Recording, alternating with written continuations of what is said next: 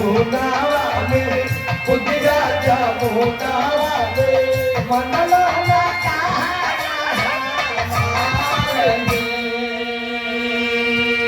लेकिन वहां पर गौर करेंगे बाबू कायस्थ किया क्या दाबा के जायल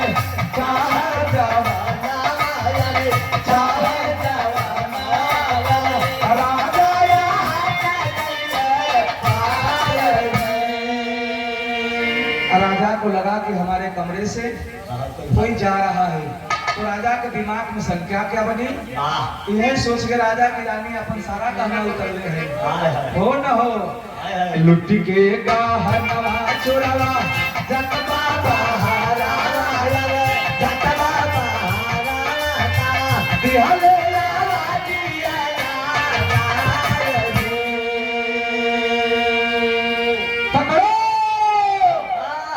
चोरी चोरी करके जा रहा है।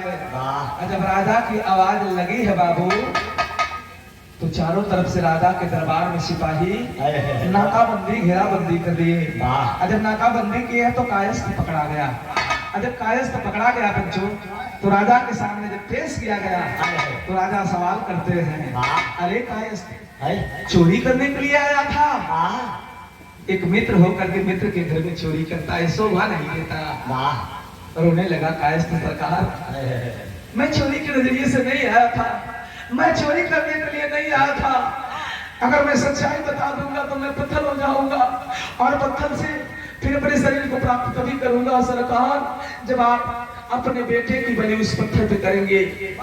जब इतनी बात सुना है बाबू राजा हरिश्चंद्र सुने हैं डांट करके कहते हैं अरे हमें अपने इधर उधर की बात में मत बहला मत फुसला सच्चाई क्या है बता दे। तो कायस्थ ने इशारा किया राजन क्या करो असली मित्र वही होता है जो सुख में पहले भागीदारी देता है। जितना सुख में भागीदारी देता है उतना दुख में भी भागीदारी देता है, न कि सुख के समय में आपका साथ दे दुख के समय में आपका साथ छोड़ दे। फिर भी राजा मानने को तैयार।